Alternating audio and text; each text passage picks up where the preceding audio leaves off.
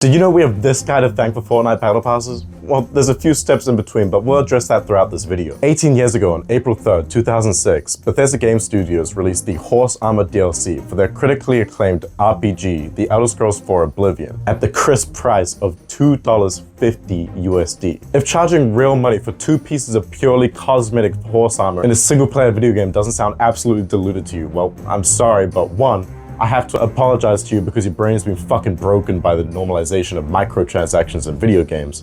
And 2, I do have to indeed assure you that it is indeed lunacy, especially at the time. Although the concept of DLCs did exist, they generally came on separate discs and they were full expansion packs with a lot of content in them. For a brief side tangent, but I remember getting DC Universe Online back in the day, and to install that shit I had to put in like 6 different discs. There was also those games you'd be playing and then just halfway through your playthrough would just stop you and ask you to put a disc 2. Anyway, the Horse Armor came out around the time that digital distribution of video games was becoming possible, being one of the earliest additions to the Xbox Live marketplace. Of course, it received massive public backlash and ridicule. However, it did notably make Microsoft and Bethesda a metric shitload of money. According to Todd Howard in an interview with IGN, he stated that it was one of the most popular DLCs Bethesda had ever done. Also, let me be clear that the concept of cosmetic microtransactions did already exist over in the East. However, it was definitely Bethesda that brought it over to the West with their debacle about the horse armor.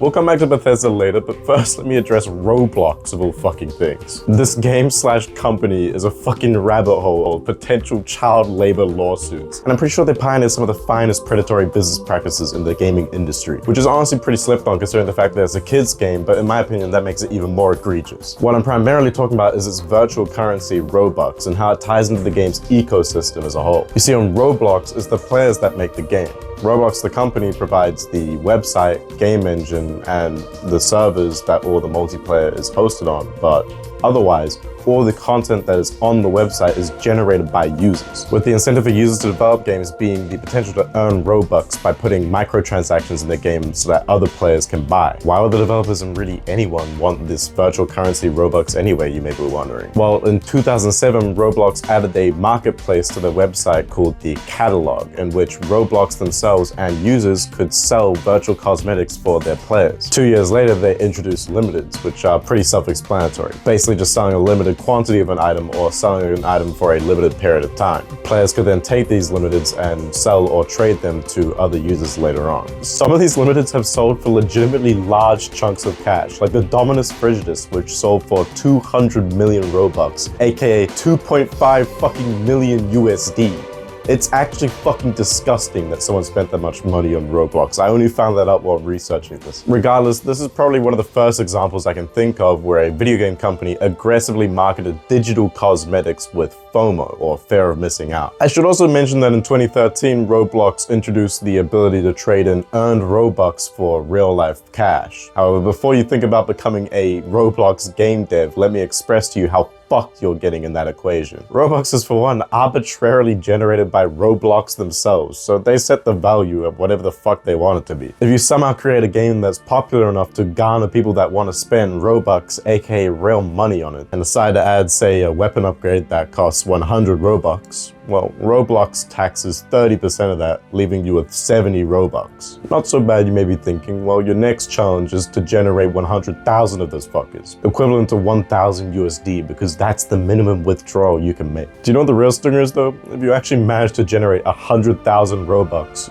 you're only gonna get $350 when you withdraw it. Because despite the fact that I said they're worth $1,000 before, that's how much it costs to buy off of Roblox. What I'm basically saying is that if you try to spend $1,000 on a Roblox game like some absolute freak, Roblox taxes 75.5% of that before the developer ever sees a single dollar. And that's not even accounting for things like PayPal transaction fees either. Anyway, we've spent a while at the Roblox stop, so let's move along to Station Valve and their PC gaming platform Steam.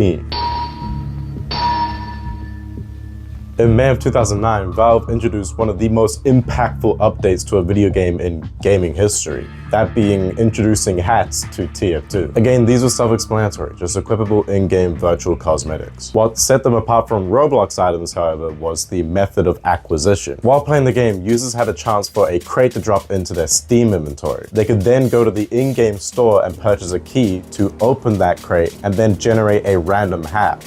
If they were lucky, that hat could have an unusual effect on it, which would basically mean it would just emit particles in-game, and it had a purple name in your Steam inventory. This is the first instance of a loot box, a concept that I'll talk about more later. On its own, this is all well and good, but Valve took it up a notch by introducing item trading to their PC gaming marketplace in 2013, and then a community item market in which you can sell those digital items to other players for Steam store credit. Of course, we have a similar equation to the Roblox one. However, in this instance, Valve works with game development companies, not children, and on top of that, they're only taxing 30% of the total cash that you're trying to put towards a dev, which sounds a lot more reasonable than Roblox's 75.5%. As for the item market tax, every single item that's sold in the Steam community market gets 15% of the transaction tax, with 10% going to Valve and 5% going to the developer of the game that the virtual item came from. Again, compared to Roblox, this is like saint levels of ethics, so I'm not really gonna bitch about this. But that doesn't mean Valve is safe from criticism, as I will address in a bit. Regardless, with the groundwork for a functioning virtual economy laid by TF2, many companies seek to replicate it to varying levels of success. However, it was Valve with their game Counter-Strike Global Offensive who perfected it. On August 13th, 2013, Valve introduced weapon skins to CSGO with the Arms Deal update. CSGO skins are such a complex and interesting topic that I kind of have to dedicate a separate video talking about their intricacies and how the Valve employee who invented them must have been smoking some truly fantastical crack. In this instance for this video, let me just state that the success of the CSGO skin system had an astronomical impact on how people viewed the prices of digital items, which led to the normalization of far more egregious business practices. A lot of what people saw, especially the ones who don't play video games, was items like the M4A4 HAL or the AWP Dragon Lore selling for tens of thousands of dollars, which I personally believe built up the conception that it's not entirely abnormal for virtual items to go for the price of a car payment. The crucial context that a lot of people seem to miss or just overlook is the fact that those items are only priced in such a manner due to the ecosystem that Valve developed around them. Another consequence of this is that third-party companies began popping up and running inarguably shady gambling websites, using CSGO skins as chips, creating a whole generation of gambling addicts, advertising to children through content creators. As I said though, I'm going to leave the details of that ecosystem for another video, so let me move on to, in my opinion, the origins of one of the most predatory business practices, bar maybe one. In 2013, Valve was hosting a competitive esports event known as the International for the MOBA title Dota 2. Remember how all the way at the beginning of the video I said that we have this guy to thank for season passes? Valve invented gaming's equivalent by introducing a season pass to their International. So I guess we can more directly thank this guy for the battle pass. Anyway, the people who purchased it could sit and watch, earning different in-game rewards at milestones of viewership time. What's notable, however, is that if you didn't finish the reward track before the season ended, you wouldn't get the rewards that you technically paid for at the end. As much as Roblox Limiters were probably the first example of FOMO used in marketing digital cosmetics in a video game, this is that concept perfected, as it also implemented the sunk cost fallacy. If you spent money on the season pass, well, you're obviously going to try and finish it, which inherently boosts the International's viewership numbers. Interestingly, however, despite the fact that Valve laid the groundwork for and popularized a lot of the aggressive marketing tactics, I'd honestly say they were probably one of the more pro-consumer companies while enacting them. And I mean, you can't really blame a business for doing their sole purpose of existence, which is generating money. Which brings me to my best friends, Blizzard.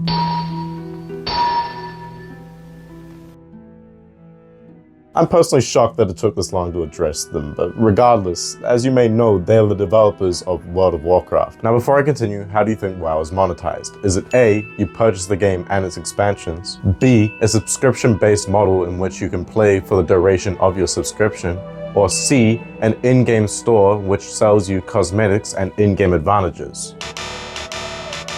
How about fucking all of them? I actually don't understand why, but for some fucking reason, WoW's boomers just absolutely love bending over backwards to get fucked in the water by Blizzard. Originally, WoW was just monetized through a purchase of the game itself and whatever expansion pack is out at the time alongside a subscription, which is already kind of fucking absurd, but considering the game came out in 2004 and was the first MMORPG of its scale, it's kind of reasonable accounting for dev and server costs. It begins to become a bit more egregious when they implemented an in-game item store in 2013, and then later just straight up the means to buy gold or a level boost that puts you 10 levels below max. Paid cosmetics are probably the lesser of multiple evils when it comes to video game monetization, but there are still issues which WoW exemplifies. Any cosmetic that's being sold in an item store would have just been a reward for an achievement in a game that didn't have one. If Blizzard or really any company wants people to buy their cosmetics, then it's only reasonable to put the coolest looking ones behind a price tag. Because what's the point of buying one when you can just get something that looks better for free anyways? In a multiplayer focused game where one of the main draws is flexing your achievements and skills to other players, it seems a bit scuffed or scummy to put the best looking shit behind a paywall when your customers are already paying for the game and an expansion pack on top of a fucking subscription. Bro, that's not even considering the fact that you can legitimately just buy an advantage in the game now, which just diminishes the reward for playing it at all. Bethesda also does this with their multiplayer Fallout game, Fallout 76, where they offer an in-game microtransaction store after you've already paid full price for the game, alongside a subscription called Fallout First, which might I add offers the benefit of removing the weight limit from your stash, which if you played the game, you know how fucking huge of a feature that is to put behind a paywall. Also bro, while getting footage for this video, I noticed that they were using the NCR Veteran Ranger armor as a exclusive digital cosmetic to market Fallout First. It's just so fucking tragic to me. I mean, Todd Howard knows that the best Fallout games, or fuck even the best modern Fallout game, wasn't made by his studio. Another step further into video game monetization hell was Blizzard's other title, Overwatch. This also gives me an opportunity to talk about the original FOMO-based marketing tactic, that being pre-orders. The transition between physical distribution and digital distribution is a crucial one that continues to be brought up in this video. As before digital distribution, retailers like EB Games, Amazon, and GameStop found that buying a metric shitload of copies of Battletoads and then finding that it doesn't sell at all is probably not a particularly smart business venture. There's also the situation where they only stock like 14 copies of Halo 3 or Elden Ring because their nephew said it was shit, and then they end up selling out in 15 seconds, which sucks for both the retailer and the customer who doesn't get to play their new game. So in order to get a gauge of how many copies they should acquire, the distributors came up with the idea of allowing their customers to pre-order their copy of an upcoming video game. This was especially handy when speaking in regards to series like FIFA or Call of Duty, as their publishers, in an attempt to milk as much money as possible from their customers, release the same fucking game every year. For the purposes of physical distribution, brick and mortar retailers allowing pre-orders is absolutely fine. However, this brings me back to Overwatch. The reason I'm using Overwatch as an example is because Blizzard yet again found a way to double dip with their monetization, so it's a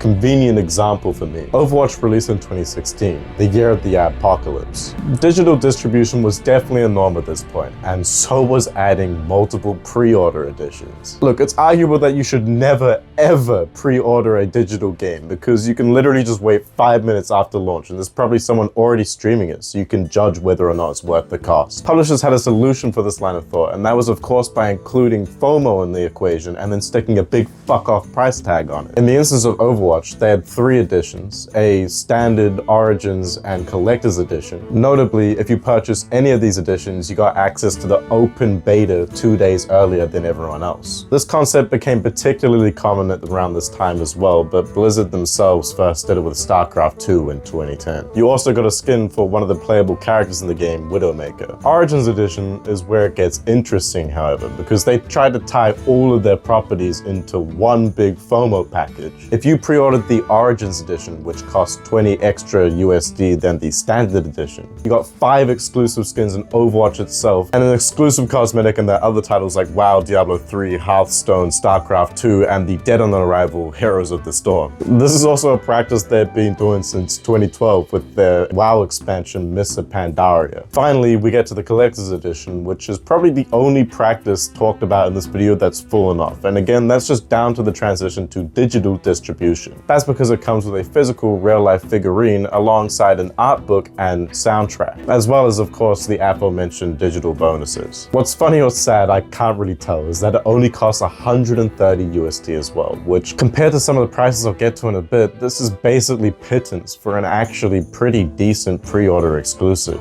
Disregarding the digital exclusives games that prey on FOMO, of course. As established, there are also skins in the game, which is how Blizzard was double dipping on their monetization. You see, despite the fact that players had already paid full price for the game, they had an in-game store which allowed you to buy cosmetics. However, you could not buy them directly. You had to acquire the skins through a loot box system, which functions similarly to Valve's system in TF2. However, it had the key difference that the skins were self-contained on your account and you couldn't trade them to other players. Luckily, this was still the early times of loot boxes, so they were still earnable in-game without paying money. However, it's obvious that they only implemented the skins this way so that if a player wants a specific legendary for a specific character, they're going to have to invest a lot of money to have a decent shot at getting it. That or grind for long enough that Overwatch 2 released, which, oh yeah, they did do that, but it was the same fucking game with one less player allowed on each team and without the promised PvE mode, which was the only thing that justified releasing an Overwatch 2. Regardless, there was another Blizzard game that utilized the loot box system, that being Hearthstone, which released in 2014.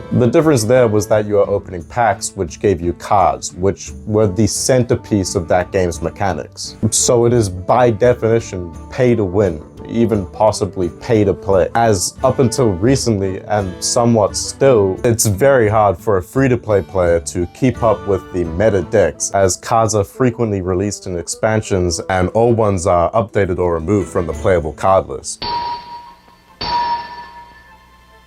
Blizzard also released a mobile title by the name of Diablo Immortal on the 2nd of June 2022. This game is a fucking masterclass in gacha, which is a genre particularly popular on mobile. Think games like Genshin Impact, Marvel's Strike Force, Raid Shadow Legends, or even the MMORPG Lost Ark, which released for PC. These games' sole purpose is to draw in unassuming customers and to rinse their wallet faster than a slot machine. And they particularly love drawing in what's known as a whale. Think crypto millionaire, oil prince, people who have a lot of money and just don't give a fuck about what it's spent on. The reason these games are especially predatory is the way that they obfuscate the money that you spend on them. It's like demonically efficient. Like, I'm gonna have a hard time even explaining it to you. I'm gonna talk about Marvel's Strike Force in particular because that's a game that I have experience with from a couple of years back. However, you can apply this to literally any gacha game. That's how all of them are monetized. In Marvel's Strike Force, the main way you spend money on the game is by buying the premium currency power cores. With these cores, you can buy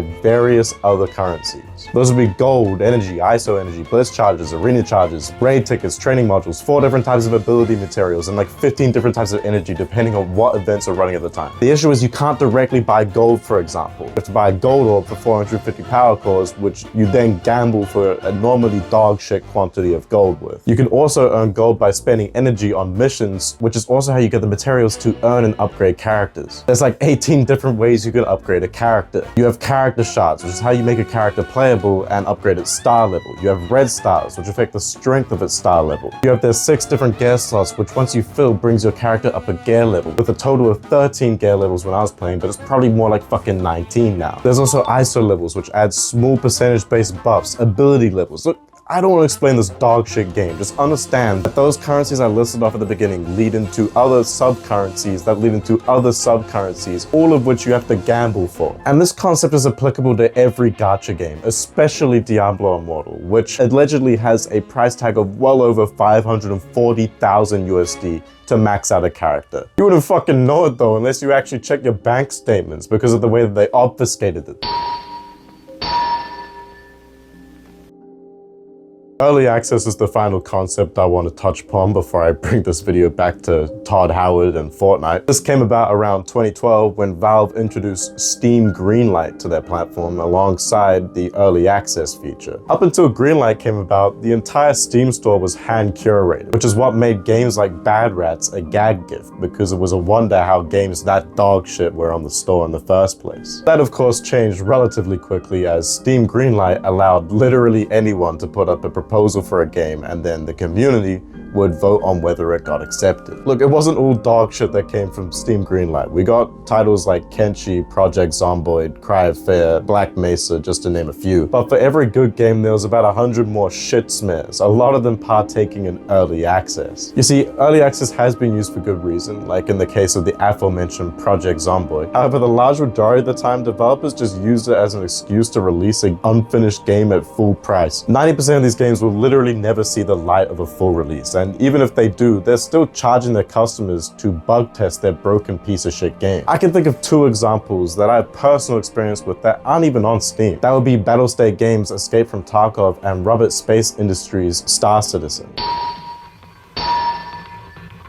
Both of these games are interesting examples because they themselves have had their very own slippery slope down into video game monetization hell. Beginning with Tarkov, I remember initially watching a trailer for this game all the way back when I was a wee lad in 2015. It became available to play in 2016, however it was a closed alpha. What is notable is that they promised there would be no microtransactions upon launch, only requiring the purchase of the game. Despite this, later that year, on August of 2016, BSG released 4 different pre-order tiers for their game. Of course, the more expensive the purchase, the more of an in-game advantage you got. You see, with a standard edition, you get access to a tiny 4-slot butthole, whereas with the Edge of Darkness edition, you get access to a whopping 9-slot butthole. Additionally, your stash size is also affected by how expensive the tier you purchased is. Why is any of this significant, you may be wondering? Well, in Tarkov, the whole objective of the game is to go into raids and to extract out items and loot you find around the map or on enemy players. If you die during this process, however, you lose everything, except for what's in your butthole. For example, if your butthole is big enough, you can bring in all the meds, ammo, keys you would ever need and still have space for more loot, which obviously makes deaths a lot less costly. Compare the huge butthole to that of a standard player who gets access to a butthole that can barely fit meds. Might I add, they also get access to less gear when they start the game compared to more expensive editions. And the stash size is also self-explanatory, acting as an inventory for the items that you manage to extract out of a raid. A standard edition player can theoretically upgrade their stash to the size of an Edge of Darkness players. However, it's a costly process in both in-game resources and time.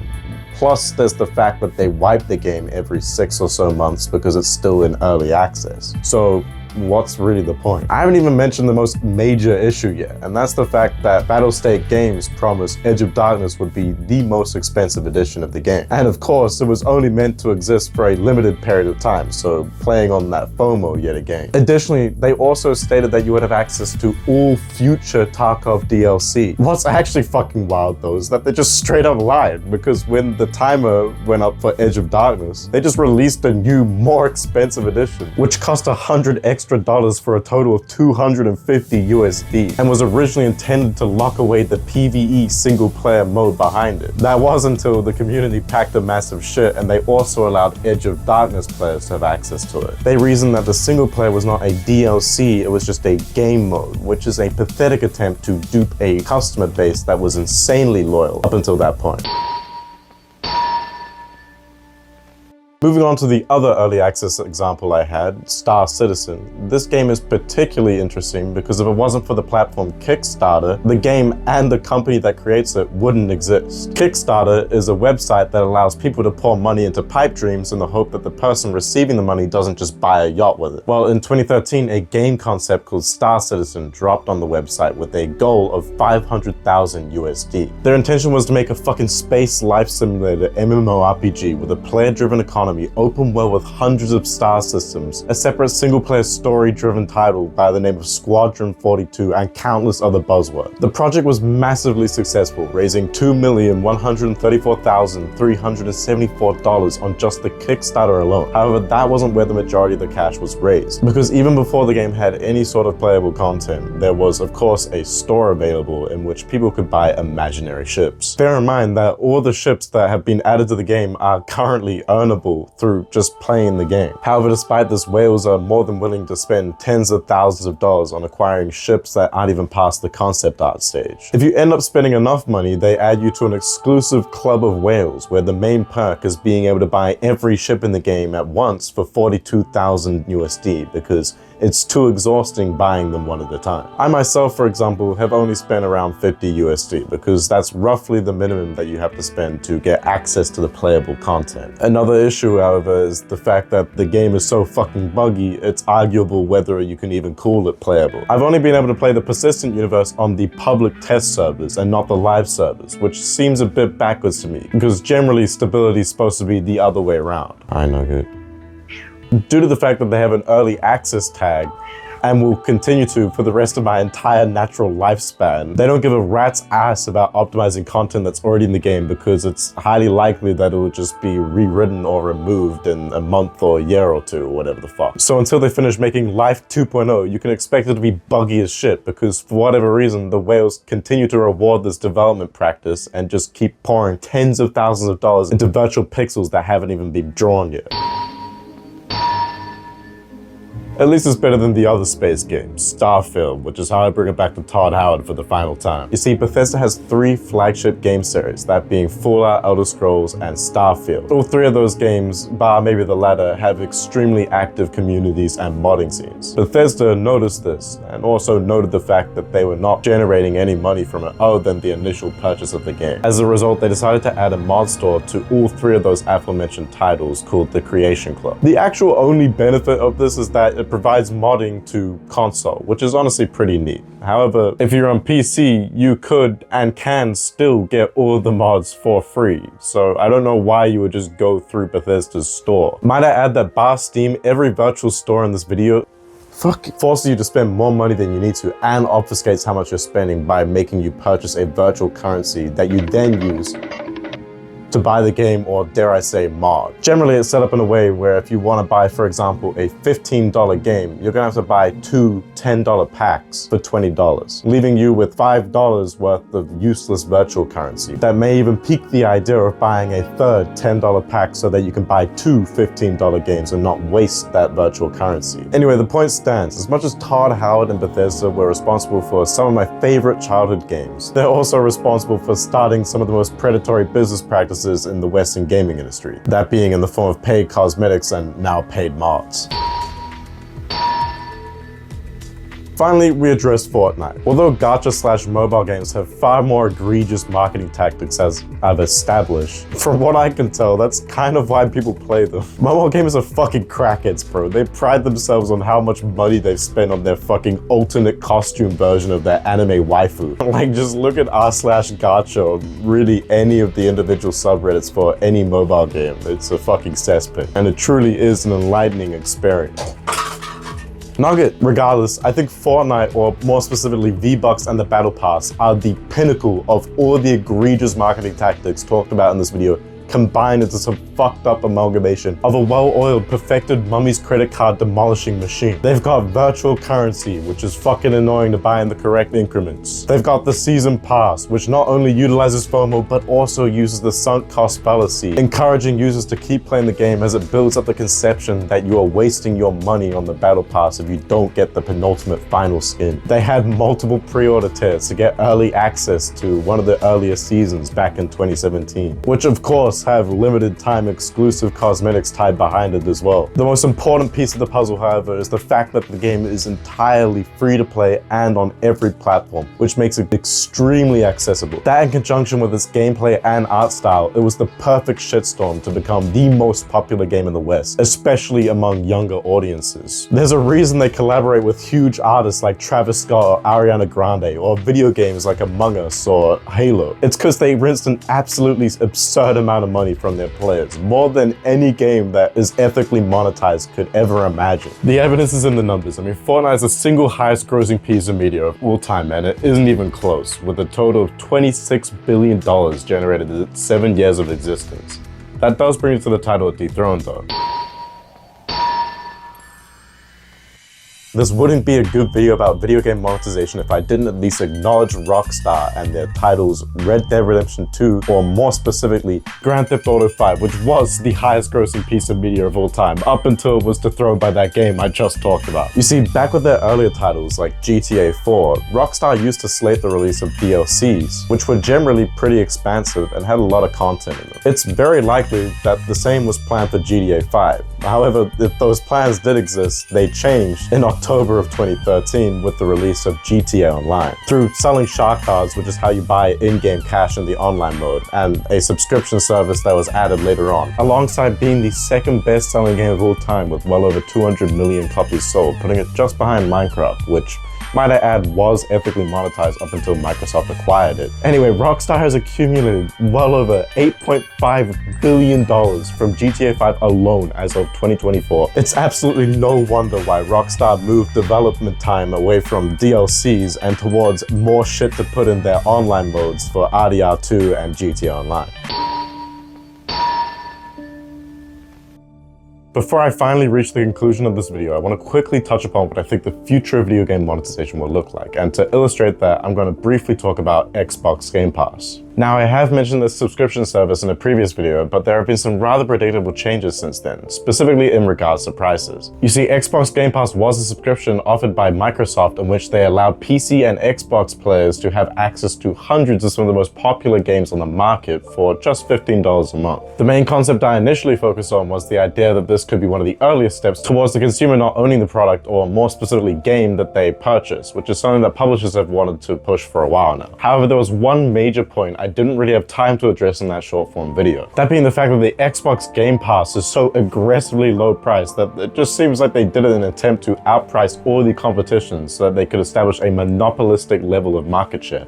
So of course they could then increase the prices when there is no competition. I personally thought this would take a bit longer. However, as of the 10th of July, Microsoft announced that not only were they going to be increasing the price of the Xbox Game Pass, but that they were doing it by separating it into 3 different editions, that being a core, standard, and ultimate edition. From my understanding, the core edition is cheaper than what we currently have available. However, you get access to an extremely limited catalog of what's described as 25 plus games. If you upgrade to standard edition, well, it retains the old price of $15 USD a month. However, you don't get access to the ultimate edition's ability to get day one access to specific publishers' titles. This costs an extra $3 USD a month and also gives you access to EA and Ubisoft's subscription services. So unless you're looking to get the day one disappointment of Elder Scrolls 6, this is definitely not worth it, I can assure you. If anything, this is a penalty getting access to these 2 subscription services. I doubt this will be the last price hike because people will definitely continue to buy it. So go invest in physical media or even the slightly riskier Steam, because despite the fact that if